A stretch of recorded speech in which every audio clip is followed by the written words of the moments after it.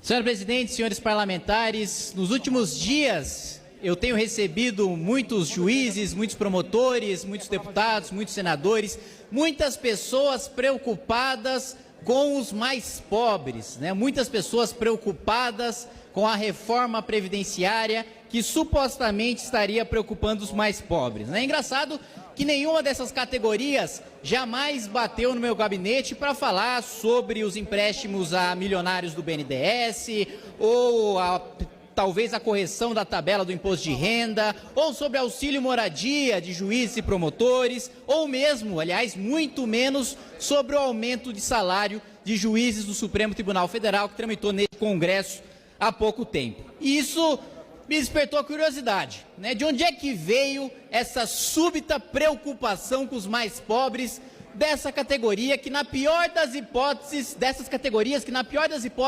recebem ali os seus 20, 25 mil reais por mês. Estudei a reforma, senhora presidente, e descobri que, para quem recebe um salário mínimo, ou seja, para os mais pobres, que essas categorias tanto dizem defender, as coisas não só não pioram, como melhoram. A alíquota para os mais pobres é menor, a contribuição, a fatia que o Estado toma do dinheiro desses que recebem até o salário mínimo vai ser menor com a reforma previdenciária. E mais, eu vi muitos parlamentares na semana passada discutindo nessa tribuna, discursando, falando que agora o benefício não vai mais estar vinculado ao salário mínimo, logo os mais pobres agora não receberão mais um salário mínimo, mas só R$400. Pura canalice, senhora presidente, porque hoje, aos 60 anos de idade, o mais pobre não recebe absolutamente nada. E o que se propõe na nova Previdência é que já aos 60 receba R$400 caso esteja em situação de miserabilidade. Ora, como alguém pode falar em desigualdade social, como alguém pode falar em defender os mais pobres, como alguém pode falar em justiça social, sendo contra pagar R$400 uma renda mínima para quem hoje não recebe absolutamente nada e fica 5 anos, dos 60 aos 65 anos, sem receber absolutamente nada? Que diabo de defesa dos mais pobres é essa em que você só defende que ele receba o benefício 5 anos depois e que aos 60 anos ele passe fome caso ele não tenha contribuído o tempo suficiente? Outro ponto é o de que a idade mínima prejudicaria principalmente os mais pobres, né? De que os tais 65 anos seria uma judiação para diarista, para o pedreiro, para a dona de casa, para essas categorias mais vulneráveis. Mas fato é que hoje, e isso não precisa acreditar em mim, dado oficial do Ministério da Economia, do governo Dilma, inclusive, independentemente de governo, o método de cálculo é o mesmo, inclusive para calcular o déficit, desde Fernando Henrique é o mesmo, aprovado por essa casa e referendado pelo TCU, para os teóricos da conspiração que falam que não existe déficit, né? O pessoal que fez economia em Hogwarts e acha que é bruxaria, você diz que você consegue criar um superávit mágico ali na Previdência, né? O mesmo método de cálculo desde lá. Mas retomando o raciocínio, dizem que a idade mínima de 65 anos prejudicaria os mais pobres, mas hoje quem se aposenta por tempo de contribuição é justamente o mais rico, é justamente o cara que se aproxima mais ou do teto do regime geral ou do regime próprio, recebendo seus 15, 20, 25, 30 mil reais. O pedreiro não consegue trabalhar todo o período do tempo de contribuição formalmente para se aposentar por idade, nem a dona de casa, nem o diarista. Que diarista que tem o trabalho estável, salário fixo, formal, com a contribuição arrecadada durante todo o seu período de trabalho, durante toda a sua vida laboral? Nenhum! Isso é uma ilusão, isso não existe. Hoje, inclusive, para corroborar esse dado, os estados que têm as aposentadorias mais precoces são os estados mais ricos.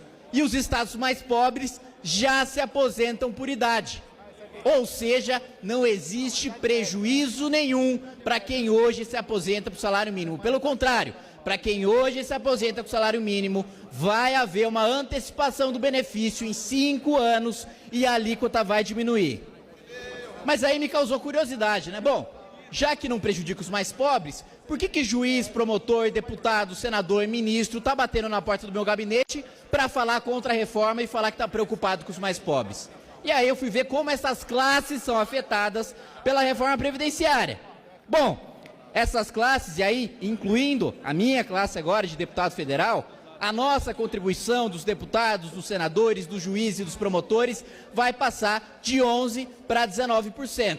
Essa classe recebe, como eu disse no início da exposição, pelo menos 20 a 25 mil reais. Não me parece fazer parte da camada mais vulnerável da população. Pelo contrário, hoje quem recebe 20, 25 mil reais ou mais, todos os parlamentares que estão aqui fazem parte do 1% mais rico da população. Lembrando, senhores, que a gente está num país pobre, cujo mais da metade da população recebe menos ou até um salário mínimo. Outro ponto, será também cortadas as aposentadorias acumuladas e que hoje também fazem com que muitos já furem ou já tenham furado o teto do funcionalismo público. Gente como Marilena Chauí, como Gedel Vieira Lima e como José Sarney. Para você que me assiste, você pagador de impostos, você que paga a conta, paga essa casa, paga tudo, você que não sabe, hoje você financia a aposentadoria de Zé Sarney pelo Senado de 30 mil reais, mais pensão de ex-governador de mais 30 mil reais. Esse tipo de coisa, com a nova Previdência, acaba.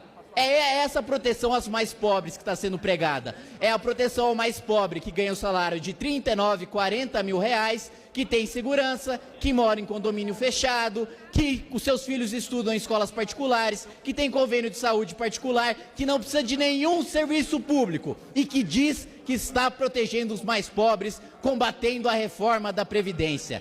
É uma hipocrisia escancarada para todos vocês que assistem, que pagam o imposto, que pagam a conta de quem fica aqui fazendo gracinha, obstrução para não votar nada, para não discutir nada, só para ficar aqui o dia inteiro votando obstrução. São esses que dizem defender os seus direitos de mais pobres. São esses caras que não precisam de nenhum serviço público e que não querem que a gente reforme a Previdência para financiar a sua saúde pública, a sua educação pública e a sua segurança pública. Esses que discursam contra não precisam de nada disso. Você que está me assistindo precisa. É uma escolha. Ou você defende um Brasil de parlamentares que defendem que a gente utilize o nosso já escasso orçamento para financiar os seus próprios privilégios, ou que a gente defenda um país em que o orçamento do Estado seja prioritário para o que deve ser prioridade, como saúde, educação e segurança, que sem a reforma vai continuar absolutamente sucateado. Obrigado, senhor presidente. Obrigada, nobre deputado.